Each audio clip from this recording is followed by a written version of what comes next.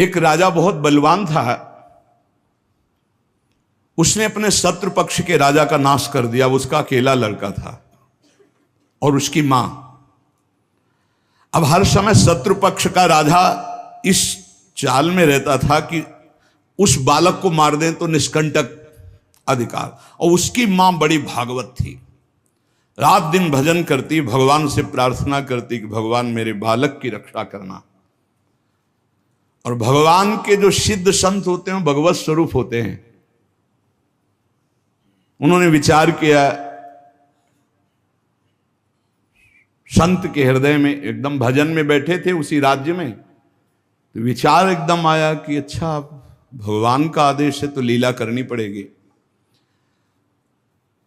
और लीला का उस समय इंतजार करने लगे। तो जो राजा बलवान था, जिसने शत्रु पक्ष के राजा को मारकर उसके लड़के को मारने को ठाना था, उसकी राजकुमारी थी, उसके स्वयंवर की रचना की जब बात आई, कमंडल उठाया, लंगोटी कस के बांधी कमर में, पहुंच गए दरबार में।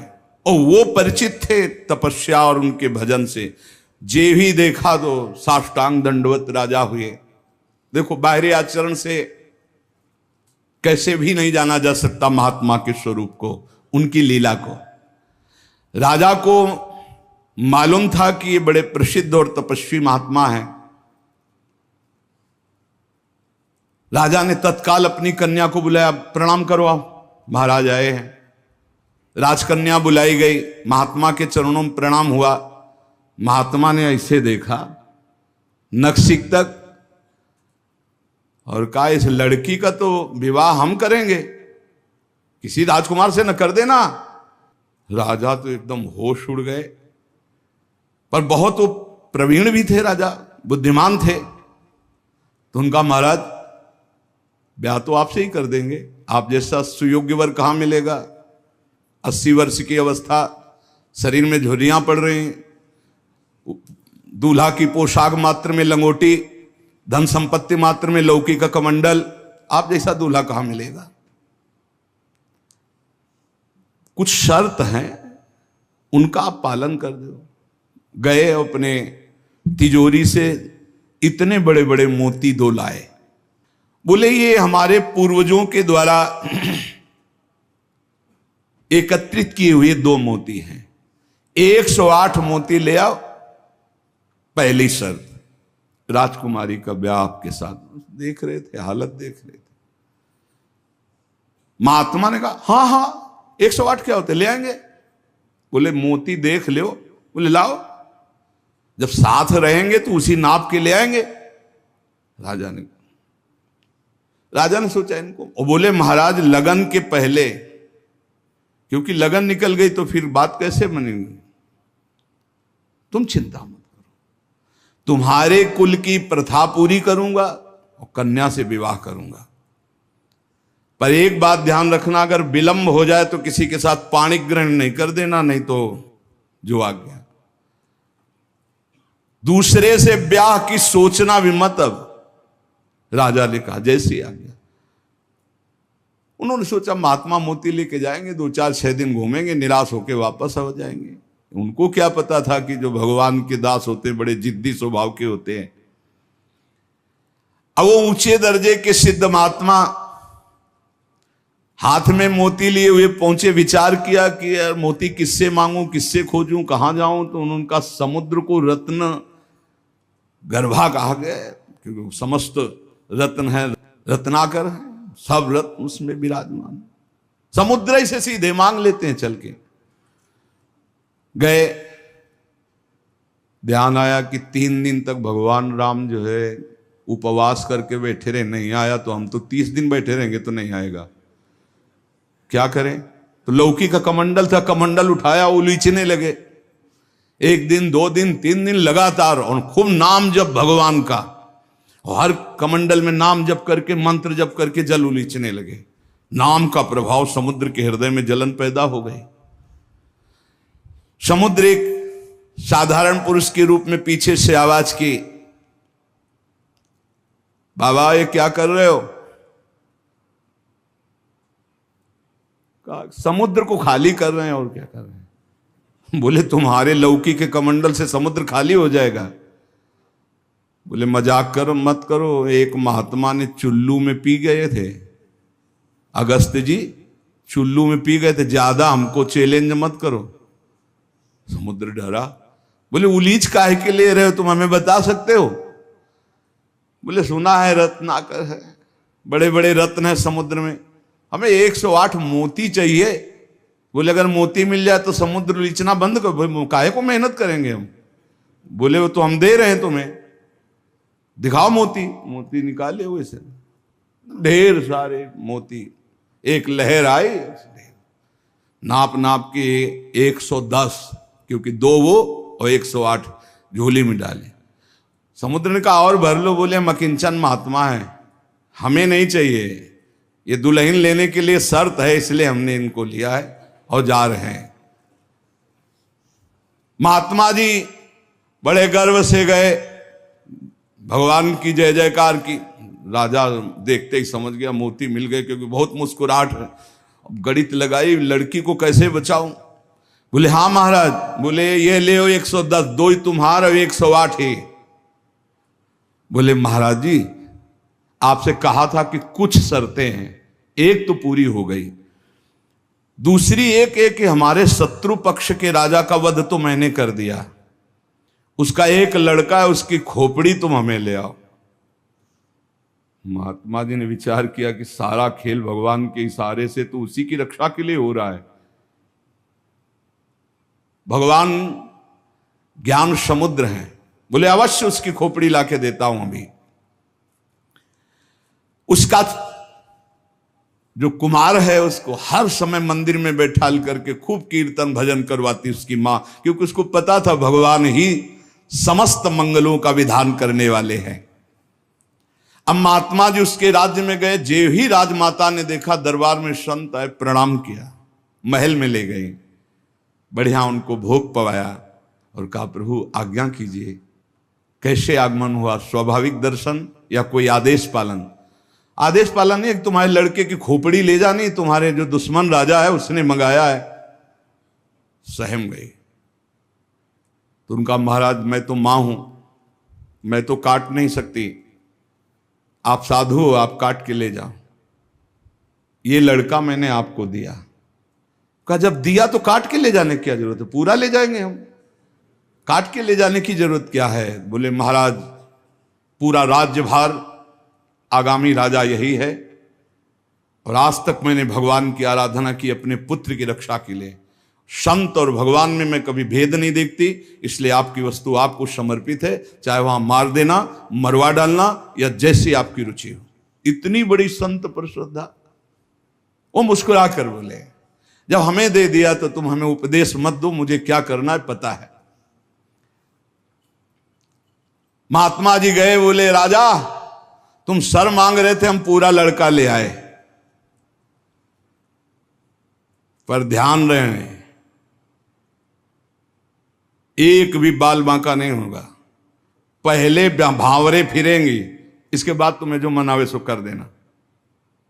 राजा ने बहुत खुश हुआ, बोले बंदी नहीं, बिल्कुल ऐसे ही राजकुमार की तरह बैठा लो, हमारा ब्याह हो जाएगा, हम दुल्हन लेके चले जाएंगे, फिर तुम्हारा जैसा मनावे वैसा करो। राजा राजी हो गया, सिंहासन पड़ा, राजकुमार की तरह बैठा, दुल्हन सजा, तो सब शर्त पूरी हो गई थी। वर पक्ष की जहां बैठक वहां बैठे महात्मा जी, वही जनाती वही बराती, उनके कौन कोई तो था ही नहीं। महात्मा जी विवाह मंडप के नीचे बैठे हैं, आचार्य आए, पूरा दूल्हा भेष सजाया गया महात्मा जी का, लंगोटी में, केवल लंगोटी कमंडल, संत की लीला। कन्या आई, महात्मा ने कहा रुको, एक बार देखा तुम्हारे योग्य नहीं, हे राजा ये तुम्हारी लड़की हमारे योग्य नहीं। तो महाराज आप ही बोले थे, अब मतलब अब बेइज्जती तो मत करो, बिल्कुल भावरे पड़ने वाली। लड़के की तरफ देखा, हे यहाँ खड़े हो बगल में, ये योग्य है, तुम्हारी लड़की की एक, चुप, ब्याह कर इसके साथ, तुरंत अपने तपोबल से उस लड़के का ब्याह कराया। बोले सौभाग्य हो गया, जाओ। मां ने आराधना किस बात की थी कि दुश्मन राजा कहीं हमारे पुत्र को ना मार दे, और ये आदेश भगवान ने संत को दिया। तो इतनी बड़ी लीला संत ने रची, और उस राजा से कहा होश में तुम्हारी बेटी का सुहाग है, पूरी सुरक्षा उस राज्य की भी तुम्हें करनी, और अगर हमें सुनाई दिया किसी भी तरह का विरोध, महाराज। कभी कभी भगवान की आज्ञा से संत जन कुछ ऐसी लीलाएं करते हैं जिन लीलाओं को बाहरी आचरणों से आप जान ही नहीं सकते कि मामला क्या है। तो कह रहे हैं कि बाहरी जो लीला है वो तो कोई नाटक का पात्र भी कर सकता है, लेकिन संतों की लीलाओं को बिना भगवत प्राप्त कोई जान नहीं सकता है। हमारे ग्वारिया बाबा वृंदावन के सेवा कुंज गली से मस्ती से में चले आ रहे हैं, यार की मस्ती में। सामने से कुछ बंगाल से एक परिवार आए हुए थे दर्शन करने, उनके साथ लड़की को देखा। 70 वर्ष के होंगे बाबा, ग्वारिया बाबा। बिरज गए, बोले नहीं हम इससे ब्याह करेंगे। हर बंगाली बोले कैसे करोगे तुम ब्याह, बेटी हमारी हम ऐसे। बोले नहीं। अब तो आवाज हुई तो सब ब्रजवासी इकट्ठा हुए। ब्रजवासी हंसने लगे क्योंकि जानते थे बाबा सिद्ध है और बालवत उनका व्यवहार। बोले लेंगे, दुल्हन लेंगे, इसी के साथ विवाह करेंगे। बंगाली ने कहा तुम चीता में भरो, जहां भरो, हम अपनी बेटी का ब्याह तुमसे। तो बोले नहीं करेंगे। झगड़ा शुरू। ब्रजवासी बंगाली से बोले भैया तुम नहीं जानते, ये सिद्ध महापुरुष है, एक बार हां कर दे, नहीं ये जल जाएगा बाबा। बोले अगर कुछ भी हो तो हम लोग हैं, तुम चिंता मत करो, एक बार हां कर दो। उनको समझाया, अलग ले जाए। बोले बाबा ब्याह के लिए तैयार है। बोले तैयारी की जाए। वो तो घबरा रहा है। ब्रजवासियों का बाबा पूरी तैयारी है, बस तुम अपनी तैयारी कर लो दूल्हा बनने की। यार नहीं इच्छा तुम्हारी? नहीं। बोले हमारे यार की इच्छा नहीं। चल दी। संतों की बाहरी लीलाएं ऐसी, जो सिद्ध पुरुष होते हैं उनको लोक व्यवहार की, क्योंकि वो अब सबको भगवत स्वरूप देकर एक आनंद लीला उनकी चलती रहती है। तो कह रहे कि नाटक करना गंभीरता का, ये सब ये तो नाटक पात्रों में हो सकता है, लेकिन भगवान के संतों की अभिनय की बुद्धि नहीं होती, वो स्वाभाविक भगवत प्रेरित लीलाएं उनकी होती रहती। बोले मिताहार, आधा किलो देसी घी, किलो 1.5 किलो रबड़ी, आधा किलो 1 किलो दाल सब्जी, ऐसी रोटी बीता से ना पी जाए। जब कोई देखे है चल उधर देख, अब प्रसाद पाए। संतों की तो लीलाएं जान नहीं सकते। 10 ग्राम संख्या एक बीजा में मर जाए। जो भगवत प्राप्त महापुरुष है उनकी अलग अलग लीलाएं होती हैं। इसलिए कह रहे जो सिद्ध पुरुष है उनको बाहरी आचरण, अगर वास्तविकता आपको देखनी साधुता की तो मुमुक्षुता में देखिए, या जो साधक तन्मयता पूर्वक भजन में लगे उनको देखिए। सिद्ध पुरुषों से आप पहचान नहीं सकते कि किस कोटि के महापुरुष है। संत आंतरिक क्षमता से युक्त होते हैं। क्या भक्ति से ऐसी ऊंचाई प्राप्त होती? ज्ञान से और भक्ति से, दोनों से ऊंचाई प्राप्त होती है। या कोई ज्ञान मार्ग का उत्तम पथिक या भक्ति मार्ग का उत्तम पथिक। अज्ञानी पुरुष तो प्राप्त समझ ही नहीं सकता संत महापुरुषों की चेष्टाओं को। तो क्या अपने को सबसे श्रेष्ठ समझते हैं संत? नहीं नहीं नहीं, सबको अपने से श्रेष्ठ समझते हैं भक्ति के संत, और सबको आत्मस्वरूप समझते हैं ज्ञानी संत। अपने से सबसे श्रेष्ठ समझते हैं भक्त सिद्ध संत। सो अनन्य गति जाके असमति न टरे हनुमंत, मैं सेवक सचराचर रूप स्वामी भगवंत। मैं सेवक हूं, चराचर जगत मेरे भगवान का स्वरूप है, ये सिद्ध भक्त का। और जो ज्ञानी होता है वो सर्वम खलमिदम ब्रह्म, वो ब्रह्म स्वरूप अपने आत्मस्वरूप का अनुभव करके नानात्व का विस्मरण कर देता है। भक्त समस्त विश्व के लिए भजन करता है। देखो साधक अपने लिए भजन करता है, सिद्ध किसके लिए भजन करता? विश्व के लिए। सिद्ध पुरुष का तन मन और भजन, ये प्रत्येक चेष्टाएं जगत मंगल के लिए होती है, उनका अपने लिए कुछ नहीं होता। जैसे साधक परेशान रहता, मेरा कल्याण हो जाए, उसके लिए भजन साधन कर, सिद्ध पुरुष का नहीं। उसकी सारी भजन साधन की चेष्टाएं, सब जितना दिनचर्या है वो जगत मंगल के लिए होता है, सब पूरे संसार को देते रहते, तुम्हारा मंगल हो, तुम्हारा कल्याण हो। उनके पास कोई चीज नहीं रहती, कोई चीज नहीं, सब पर भगवान का अधिकार, सब भगवत स्वरूप जगत, इसलिए अपना कुछ नहीं। बड़ा ऊंचा भाव होता है भक्त का, जो सिद्ध महापुरुष होता है। जब तक देखो संतों की चेष्टाओं को नहीं जान पाओगे, उनका जो भाव होता है बड़ा विचित्र होता है।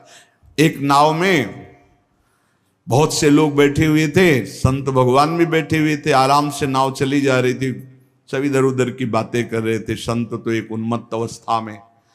नाविक ने कहा, सावधान, नाव भंवर में फंस रही है, अब डूबने वाली है। संत भगवान का कमंडल था, फौरन ढक्कन हटाया और भर भर करके नदी से पानी नाव में डालने लगे। अरे वो ये क्या कर रहे हो, किसी के नहीं सुन रहे थे, 10-12 कमंडल तो डाल ही चुके थे। इतने में नाविक ने कहा, भगवान की कृपा से नाव भंवर से निकल गई, बचने का संकेत है। जो कमंडल से डाला था बाहर फेंकने लगे। सबने पक्का समझ लिया, जब डूबने वाली थी तो नदी से पानी डाल रहे थे, और जब बचने वाली है तो नाव से बाहर डाल रहे थे। वे पागल दिमाग के हैं, लेकिन वो नाविक बहुत से संतों को पार किए थे। तुम मत करना ऐसा, ये सिद्ध पुरुषों की बात कह रहे हैं। हाँ, जो कि हम भी सिद्ध ही दिखाने के लिए ऐसा कुछ करें तो पिट जाओगे। वहां सिद्धों की एक अलग भागवतिक महिमा भी होती है। बाहर गए तो सब चले गए थे, उसके बाद साष्टांग प्रणाम किया। नाविक ने कहा, महाराज जी इतना तो आप कृपा करके बता ही दीजिए, क्योंकि मैं प्रायः संतों को यहां से पार करता रहता हूं, तो संत कृपा हम पर है। आपके देखने से लगता है कि आप भजन में उन्मत्त रहते हैं। फिर आपकी चेष्टा मेरी समझ में नहीं आई। जब मैंने कहा नाव डूबने वाली तो आपने नदी से पानी इधर, और जब मैंने कहा बचने वाली तो नाव से नदी में डालने लगे। इसका मतलब क्या था? तो उनका जब हमें यह पता चला आपके मुख से कि भगवान डुबोना चाहते, तो हमने कहा भगवान की इच्छा में 10 कमंडल हमारे, तो हम डालने लगे। जब कहा बचाना चाहते, तो हमने सोचा भगवान जब बचाना चाहते हैं तो हम भी सहयोग करें। तो जो डाला था वो बाहर कर दिया।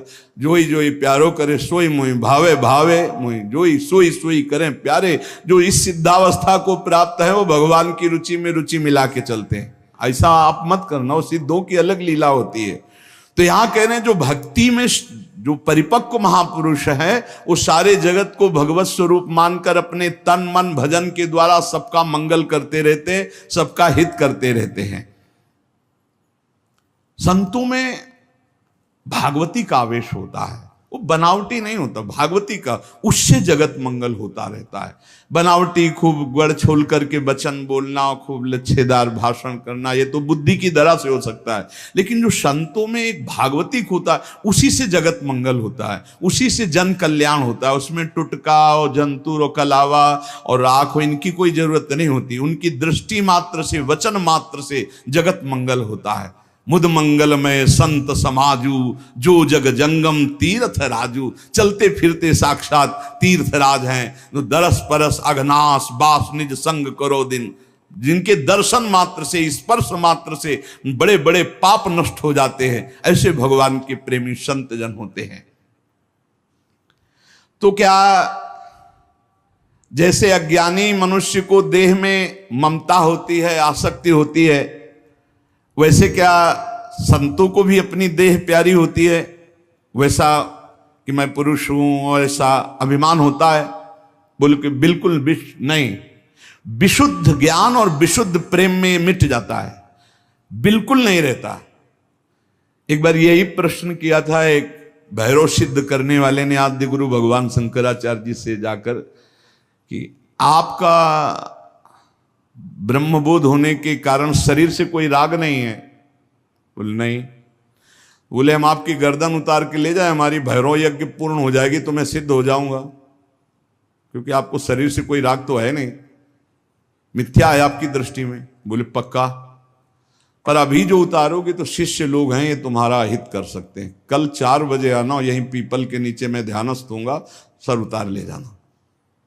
वो 4 बजे आया अस्त्र लेकर, तो स्वामी नरसिंहाश्रम जी महाराज गंगा स्नान कर रहे थे। एकदम आवेश आया, हुंकार भरी दौड़ते हुए आए, और वो पहुंच भी नहीं पाया था, उठा के पटक दिया और नाखूनों से उसे फाड़ दिया। फिर एकदम आवेश शांत हो गया। तब ये भगवद आवेश, ये जो बड़े महापुरुषों के चरित्र हैं, ये बड़े शिक्षास्पद भी होते हैं और ये अलौकिक भी होते हैं। कभी कोई महापुरुषों की नकल ना करे, हमारी प्रार्थना है, कभी नकल न करे कि हमारे गुरुजी ऐसे, तो नहीं, जो गुरुजी के उपदेश है उनके अनुसार चले। बड़े सिद्ध महापुरुषों के बड़े विचित्र विचित्र लीलाएं होती हैं। महापुरुषों की बाह्य चेष्टाओं को बिल्कुल नहीं समझा जा सकता, इसलिए कभी उनकी परीक्षार्थ ये जांच न करे कि हम बाहरी आचरणों से उनको, हम आपको सत्य कहते, बड़े बड़े महापुरुषों से मिले, आप कदापि नहीं जान सकते, कदापि नहीं जान सकते कि ये किस कोटि के महापुरुष हैं, किस कोटि के महापुरुष है। बहुत बहुत ही बड़े बड़ों को संशय हो जाए कि ऐसा नहीं हो सकता। जैसे भक्त संपूर्ण विश्व को साक्षात अपना इष्ट देव मानता है, काम पड़ने पर विश्व हित के लिए प्राण त्याग सकता है, क्या ज्ञान मार्ग में चलने वाला सिद्ध महात्मा भी ऐसा कर सकता है? हां, पहली बात तो उसकी दृष्टि में देह का, ऐश्वर्य का मूल्य ही नहीं है, तो उसको समर्पित करने में क्या देर लगेगा। अतएव अगर सुख पहुंचाने की जरूरत पड़े जगत को, तो ज्ञानी महात्मा अपने प्राण दे सकता है, जैसे भक्त अपने प्राण दे देता है। क्या ऐसे सिद्ध महापुरुषों के आचरण अनुकरण करने चाहिए? हां, जो आचरण उनके उपदेश से मिलते हो। सच्ची मानिए बहुत मुश्किल है, जो बड़े महापुरुष, शुद्ध महापुरुष, भगवत प्राप्त महापुरुष है, बहुत मुश्किल है, क्योंकि जब तक शरीर भान रहता है, जब तक साधना रहती, तब तक आचरण आप देख सकते हो। बहुत सावधान, अगर वैराग्य देखना है तो साधक में देखिए, और तितिक्षा और ज्ञान मार्ग की चढ़ाई देख ली तो मुमुक्षता में देखिए। न ज्ञान सिद्ध और न भगवत भक्ति के सिद्ध महापुरुषों में आप उनको फिर पहचान नहीं सकते, फिर नहीं पहचान। बड़ा विचित्र खेल है। आचरण वही महापुरुषों के अनुकरणीय है जो उनके उपदेश से मिलते हों। केवल आचरण जो उपदेश से मिलते हो बस पकड़ लीजिए, उनके सब आचरण अनुकरणीय नहीं है। एक एक उनके आचरण आपको भगवत प्राप्ति करा सकते हैं, पर वो आचरण जो उनके उपदेश से मिलते हों, बिल्कुल आप लोग बिल्कुल समझ ही नहीं सकते हैं, नहीं समझ सकते। हमने देखा है महापुरुषों को, पर उनके साथ बिल्कुल ऐसे रहा जाता है जैसे बच्चा, बालवत। जैसे छोटा बालक घरौंदे बनाता है, खेलता है, कुछ मिनट में बिगाड़ कर चल देता है। महापुरुषों की बड़ी विचित्र गति होती, इसीलिए लिखा है मात संगस्त दुर्लभ हो। फिर एक शब्द लिख दिया देवर्षि नारद जी ने, अगम्यो, आप निर्वाह नहीं कर सकते हो, अगर कर ले गए तो अमोघस्य, निश्चित भगवत प्राप्ति, निश्चित भगवत प्राप्ति। एक बार महाराज चक्रवर्ती सम्राट मरुत 100 यज्ञ का अनुष्ठान किया, और 100 यज्ञ करने वाला देवराजेंद्र का अधिकारी हो जाता है। जो पद है वो, देवराजेंद्र ने सोचा कि अब कैसे रोका जाए, तो उन्होंने वशिष्ठ जी से सीधे जाके, तो वशिष्ठ जी खड़े होकर आदर किए, क्योंकि त्रिभुवनपति देवराजेंद्र देवताओं के। देवराजेंद्र ने कहा हम यज्ञ के लिए तुम्हें आचार्य रूप में, तो उनका मरुत ने पहले मुझे स्वीकार कर रखा है क्योंकि मैं उनका कुलगुरु हूं। तो उनका मनुष्य की स्वीकृति से ज्यादा देवताओं की स्वीकृति होती है, मैं देवराज हूं, मैं आपसे निवेदन कर रहा हूं कि मैं आचार्य पद में आपको स्वीकार करता हूं, क्या यह शास्त्र सम्मत नहीं है? तो उनका ये तो शास्त्र सम्मत है, पहला अधिकार आपका ही है, आप यज्ञ भोक्ता देवता, इसलिए मैं स्वीकार करता हूं आपका आचार्य पद, यज्ञ कराने मात्र के लिए। वैसे देवताओं की कुलगुरु तो भगवान बृहस्पति देव हैं। इस ईर्ष्या कि कहीं ये 100 यज्ञ पूरी ना। अब महाराज मरुत को जवाब दे दिया कि हम नहीं करा सकते। संकल्प पूर्ति महापुरुष इस पर बहुत ध्यान देते हैं कि जो हमने नियम लिया उसकी पूर्ति हो। मरुत जी व्याकुल हो गए और संत सेवी थे। तो एक दिन देवर्षि नारद जी आए, भगवत प्रेरित। देवर्षि नारद जी से अपनी व्यथा बताई कि हमारा तो सर्वस्व लुट गया, हमारे आचार्य को ही देवराज इंद्र ने अपने पक्ष में कर लिया और उन्होंने मना कर दिया, अब हमारा संकल्प अधूरा रहे। तो बोले तुम्हें बताएं, एक महात्मा है जो तुम्हारी यज्ञ करा सकते हैं, इस समय काशी में हैं और उनका नाम संवर्त ऋषि है और वो बृहस्पति जी के भाई है, पर वो रहते हैं प्रच्छन्न वेश में, अवधूत वेश में।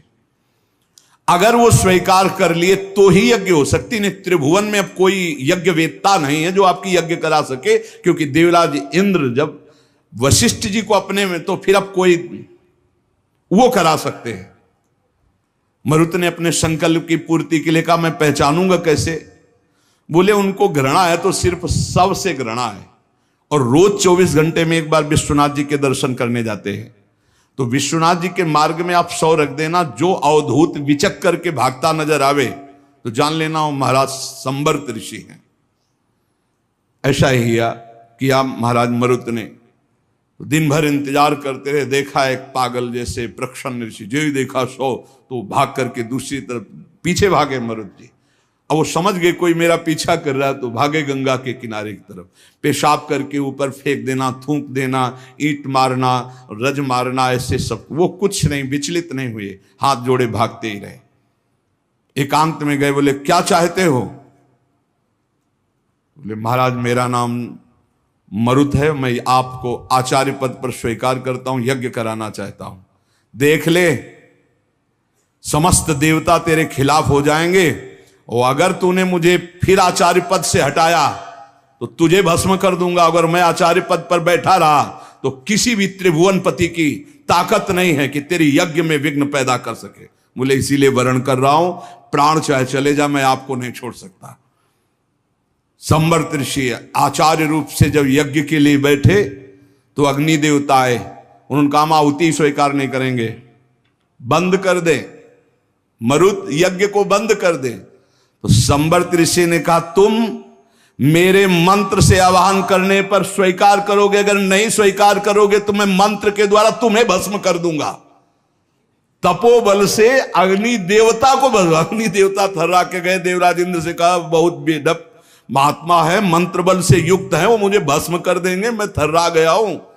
देवराज इंद्र जेव ही आहुति प्रारंभ हुई, देवराज इंद्र वज्र लेकर प्रकट हुए मरुत को दंड देने के लिए। ऐसे केवल कर दिया तो वहीं वज्र लिए ऐसे खड़े हो गए। बोले जब तक यज्ञ होगी ऐसे खड़े रहोगे और जो आहुति दोगे हर देवता स्वीकार करे। बोले हर आहुति स्वीकार करेंगे, ऐसे कब तक वज्र लिए खड़े रहेंगे, आप कृपा करो। तो जो भजन में डूबे हुए अवधूत कोटि के महापुरुष हैं, बड़ी अपार सामर्थ्य होती है, पर इनके बाहरी व्यवहार, बाहरी आचार ऐसे होते हैं कि जाना नहीं जा सकता। बाहरी व्यवहार, बाहरी आचरण संभाल संभाल करके साधक करता है, चाहे ज्ञान मार्ग का हो चाहे भक्ति मार्ग का हो। और जो भगवत प्राप्त महापुरुष हो गए अब उनको कोई फर्क नहीं। इसीलिए श्रीमद् सुधा निधि में एक श्लोक लिखा है, कर्माण श्रुति बोधितानि नितराम कुर्वन्तु कुर्वन्तु मा गूढ़ाश्चर्य रसास्त्रगाद विषयान गृहणन्तु मुंचन्तु वा कैर्वा भाव रहस्य पारगमती श्री राधिका प्रेयसा। ऐसे उत्तम रहस्यमय भाव में डूबे हुए महापुरुष